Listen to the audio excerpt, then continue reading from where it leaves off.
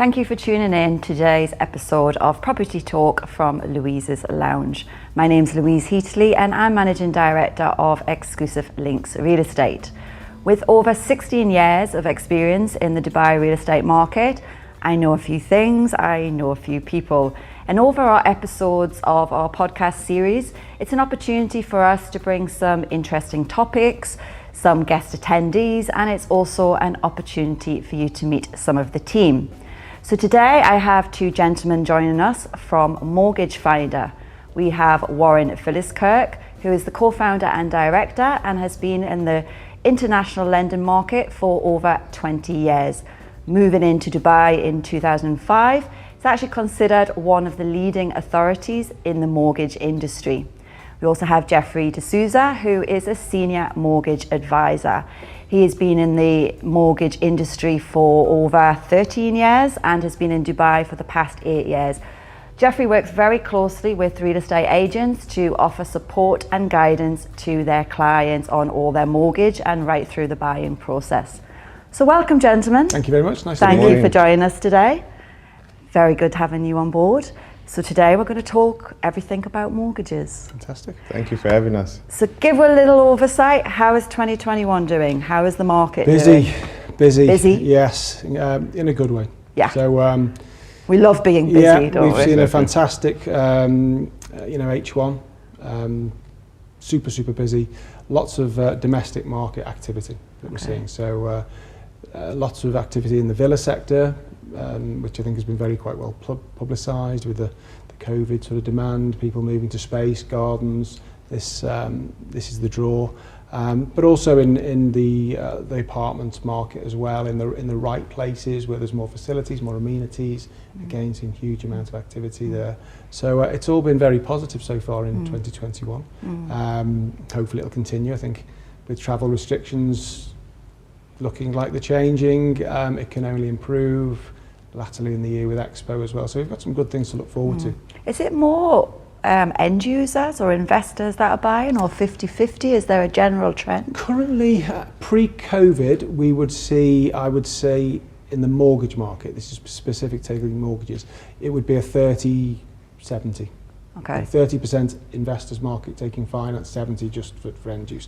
What we've seen in the last 18 months, 2 years now, is it's been very much driven by the domestic market buying to live themselves, probably 90-10. And I think that's down to the fact that the travel restrictions haven't been open yet. I think when that happens with international travellers able to come here, you'll see a lot more investment activity. So you see that actually going up, maybe 60-40 or a little bit higher? The international buyers that we've seen so far have been really the high, ultra high end of the market, you know, very expensive properties. They're still in the market, but the big push has just been domestic market people. So when the market actually opens up and more investors come in, you're actually going to get even busier.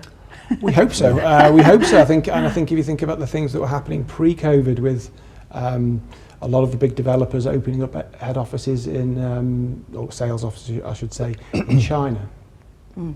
That was just starting to sort of filter into the market, and it stopped. Had to delay it a bit. Huge market to go for. Israel situation at the moment. That was just starting, wasn't it? And now it's just come back in again now. So we're seeing Israeli clients. So there's lots of promising aspects here, and I think the value for money with rates coming down as well. Yeah, it's ticking all the boxes for international. Yeah, it's a good product to actually lend from Dubai. So if we look at the investors, is there, Jeff, a mortgage that investors can take, particularly buy-to-let investors? Yes, there is lending for buy-to-let investors. However, the lending is subject to affordability. There's different banks that lend different sort of products, and it's all down to the client's circumstances.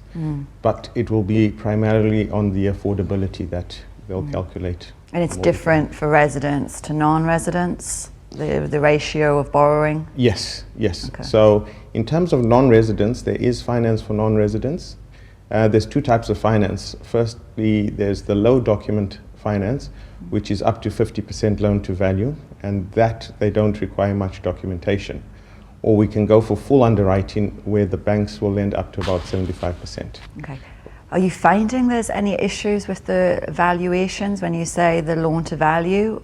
How are the valuations coming out at the moment? Well, we are seeing such a rapid increase in price in certain areas. It's hard for, and the data that gets logged via the DLD, there is a time gap between sale and recording. Could be months. And being public. Yeah, exactly. Being a month, 6 weeks before that's publicly seen, and that's what the valuers use to determine. But they use different methods. They'll look at the different platforms. They'll speak to real estate advisors as well to get a feel for the market, what's going through. So we are just, when there is a rapid price increase, you always see this jump. So it can be a bit tricky sometimes. I think it's only certain areas that have just gone on a thing of their own, where the Palm Jumeirah, for example, you cannot. How would you value that when the prices have gone quite high for the demand? Absolutely. Let's talk about lending people who are over 65. Well, this is an interesting one at the moment because the central bank has now left that choice to the bank. They said, look, if somebody's salaried and they want to go to 70, or that's up to you. But the banks haven't really opened it up hugely. So the banks, we've managed to place several clients, whether in a salaried situation, to 70, and they've generally been in positions where the company is willing to basically state officially that there's no official mandatory retirement age, and even then in free zones, because they fall outside the normal retirement rules, because at the moment you've got a bit of a conflict of interest. So if you're not in a free zone, then still you're meant to be retiring at 65. So the bank said, well, how can we lend to 70 if you're going to stop work? It's a conflict of interest. So they have, I think that anomaly between the two, central bank and the general rules will sort itself out over time. But it is possible. It's not easy, but it is possible in certain cases. Good, they're actually adapting things that way. They're seeing a little bit outside the box, and they're seeing what products needed and they're changing. Absolutely, and I think people are looking to stay in the UAE a lot longer. Yeah, retirement We've been here some time now already, haven't we? I'm not sure we thought we were going to be here this long. Did you only come for 1 year exactly. I did? So, and you've got to cater for that clientele. And people who've got their own business, want to continue working. Why not? You have to adapt with how the city and how the expats Absolutely. are. Is interest only available on the mortgages? What type of the mortgages, and how does it actually work? When you say this interest rate, how is that actually calculated? The interest only options that you would get in other more mature mortgage markets, where it's a straight choice to say, okay, I want to pay interest for the full term of the loan, which means the amount that you borrow on paper doesn't reduce. Okay, but obviously the property could appreciate. So, from the UK, where a lot of people will take interest only, and because the value of the property over a 20-year period could be 3-4-fold more. So you'd only get back your capital appreciation. And then the idea is, you've kept your costs low whilst you've been living in the property, raising a family. When you're in your retirement, you probably wouldn't need as large a place. You sell, and you pay the loan off then and buy something smaller cash. That's not here at the moment. So it's a long-term thing. Yeah, that's not here at the moment. What there is introductory interest periods, which could be 1-2 years maximum with certain banks, but it is very minimum. But it's great because it can help clients where they've obviously the funds involved in buying a property is probably the big expense you're going to have in your lifetime.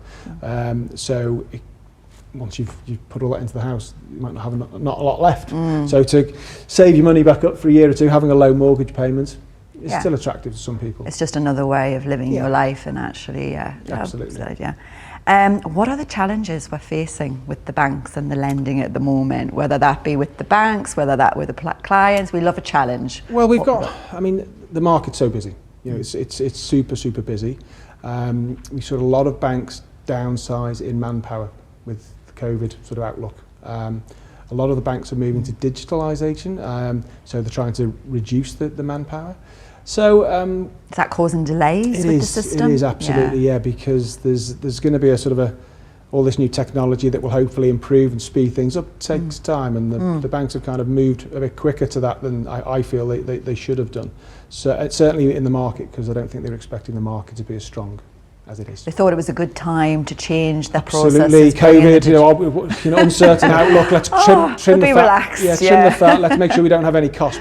But then the market went in completely other direction, and it's been super busy.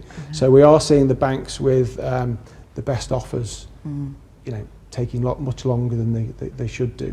But hopefully that will improve. as the banks feel more stable, bring in more manpower, you know. They've got to meet the demand. It doesn't you know, seem, yeah, absolutely. Yeah. And as I say, you know, they're doing double the normal sort of levels of business. So with less staff and you with less, exactly. So new absolutely. technology. So yeah, they should hopefully soon feel confident enough to back this a little bit more, hopefully, and make everyone's life a little bit easier. Let's see. Do you account for that, Jeff? You know, you're dealing with all of the direct clients yourself through the real estate brokers. Do you account for that longer process? I mean, generally, when we do a contract of sale, our standard term used to be the sort of 45 days. We're now expanding that as real estate agents to 90 days. Yeah. Is that enough, or should we be taking it longer? We do advise our clients to have longer MOUs, and the agents as well. So when working closely with the agents, I do advise them to take a slightly longer MOU out. What would you recommend on a time frame? About 90 days plus is a good time frame. Allowance for banks, sort exactly, of, Okay. Exactly. But I think with the new Form Fs that are out at the moment, there's a slightly shorter period of time for the clients to get their approvals. Okay, what is that process? It's down to 10 days now on the new Form Fs from the Dubai Land Department. Okay, so this is the electronic form. When they've entered into it, you have 10 days to get the... Yes, so our advice to clients would be to get their pre-approvals in advance before putting offers in on properties or finalising a property with the agent. So if they get their pre-approval up front first on all of their stats and what they're going to borrow, it's then just a case of if they sign a Form F, it's a short period to actually get the final offer letter. That's correct. Okay, great stuff. So banks, I know we just touched on it there about banks changing their product. Are they going to get any easier? Are they looking at adapting even further? Is new things going to come out? What are they going to do to help us manage all of this process? Well, a number of the big banks are now digitising, and some of them with loans in a certain category, which could be the amount, it could be the employment sector, salaried or business.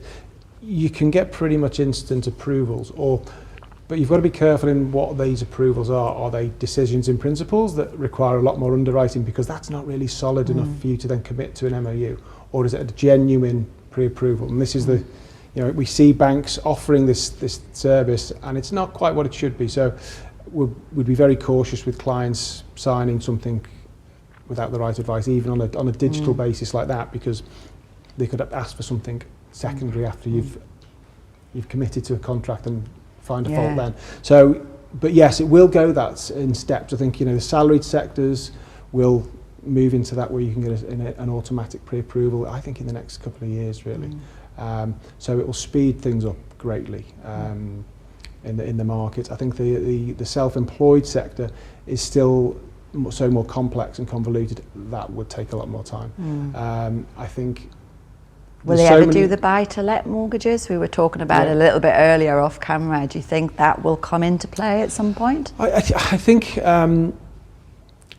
it would help with the underwriting of non-resident investors, because it's all about the property, how much yield they can create to match the bank's sort of affordability calculations. So I'd hope to see that come in the future, because there is only one or two options that are lending purely on rent or forecast rent at the moment, whereas, as we discussed in other places, it's very commonplace. So hopefully over time that will, it's all good news in the property market sector, and the authorities and the central bank are all looking at different ways to keep this momentum going, and that's certainly one of them.